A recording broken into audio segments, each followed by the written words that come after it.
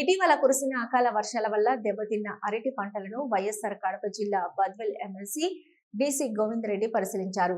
బద్వేల్ నియోజకవర్గం కాసినాయన మండలంలోని ఇటుకులపాడు, సావిశెట్టిపల్లె గ్రామాలలో పర్యటించారు. అక్కడ కూలిన అరటి తోటలు పరిశీలించారు.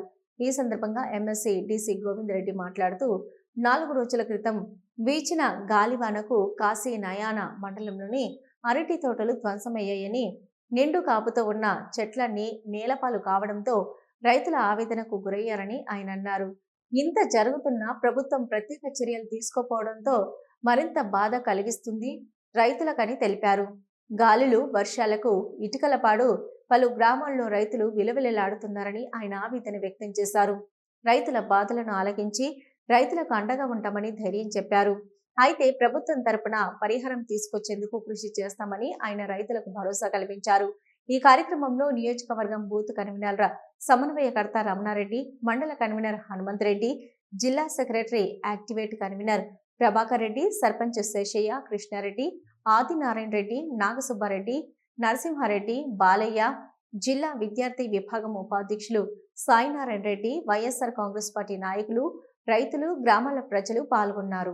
ఈ రోజు ఇటుకలపాడు గ్రామంలో ఇక్కడ ఎందుకంటే ఇదంతా కూడా ఈ గ్రామం గాని ఈ చుట్టుపక్కల ప్రాంతం గాని హార్టికల్చర్ హబ్ ఇది. అంటే ఇక్కడ అనేక ఉద్యానవన పంటలు పండేటువంటి ప్రాంతంగా దీన్ని పెద్ద ఎత్తున అభివృద్ధి చేయాలని చెప్పి ఇంతకుముందు రాజశేఖర రెడ్డి గారి ప్రభుత్వం గాని తర్వాత జగన్మోహన్ రెడ్డి గారి ప్రభుత్వం గాని ఈ ఏరియాను పెద్ద ఎత్తున, ఎందుకంటే చాలా వాతావరణం గాని భూమి గాని ఇవి ఈ ఉద్యానవన పంటలకు చాలా అనుకూలమైనటువంటి ప్రాంతం.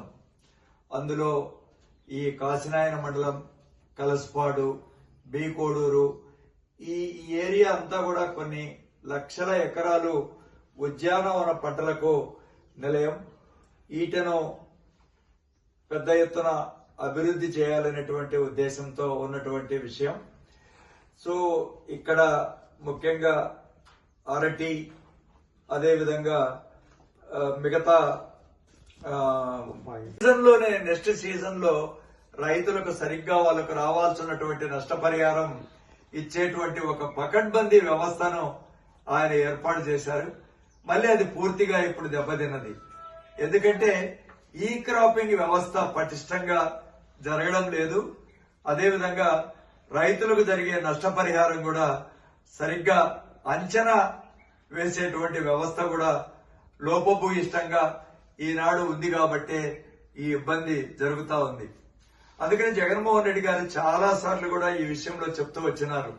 అయ్యా, ఒక వ్యవస్థను ఏర్పాటు చేశాం, దాన్ని పటిష్టంగా మీరు అమలు జరపండి అంటే చంద్రబాబు నాయుడు గారు జగన్మోహన్ రెడ్డి గారు చేసిన పని నేను ఎందుకు చేస్తాను, ఆయనది కరెక్ట్ కాదు అనేటువంటి ఉద్దేశంతో ఈనాడు ముందుకెళ్తున్నారు. దానివల్ల రైతులు పెద్ద ఎత్తున కూడా నష్టం జరుగుతా ఉంది. జగన్మోహన్ రెడ్డి గారు ఇంకొక తీసుకున్నటువంటి పెద్ద విషయము ఉచిత పంట బీమా పథకం. బీమా ప్రభుత్వమే చెల్లించడము, ఆ బీమా వల్ల రైతులు ఖచ్చితంగా బీమా రావడం, కొన్ని కోట్ల రూపాయలు బీమా వచ్చింది. అందులో రైతులు ఏ పార్టీకి చెందిన వాళ్ళు ఏమనేటువంటిది ఎవరిని కూడా చూసేవారు కాదు. అందుకని అందరికి కూడా మేలు జరిగింది. ఇప్పుడు ఈ ప్రభుత్వం ఆ బీమా పథకాన్ని ఎత్తేసింది, మీరే కట్టుకోమని రైతులను అంటున్నారు. దానివల్ల చాలా మంది బీమా చేయలేదు. కాబట్టి పెద్ద ఎత్తున ఆ విధంగా కూడా రైతులు నష్టపోతున్నటువంటి విషయం మనందరికీ తెలిసినటువంటి విషయమే. రెండోది, రైతు ఏదైనా పంటలు పండించుకోవాలంటే వ్యవసాయానికి తోడుగా మరి నీటిపారుదల, వాళ్ళకు నీళ్లు ఇవ్వడం అనేది చాలా చాలా ముఖ్యం. మరి ఇక్కడంతా కూడా తెలుగంగ ప్రాజెక్టు ద్వారా ఈ ఏరియాకంతా నీళ్లు ఇవ్వడానికి మరి కాలువలు తోవడానికి కూడా కుడి ఎడమ కాలువలు కూడా ఆయన పెద్ద ఎత్తున మరి అమౌంట్ ఇచ్చినారు. ఇక్కడ మన కాసినాయన మండలంలో 4 గ్రామాలకు లిఫ్ట్ కూడా ఇవ్వడం జరిగింది. అది కొన్ని ఒక లిఫ్ట్ అయితే దాదాపు 80% లిఫ్ట్ పనులు కూడా చేశాం.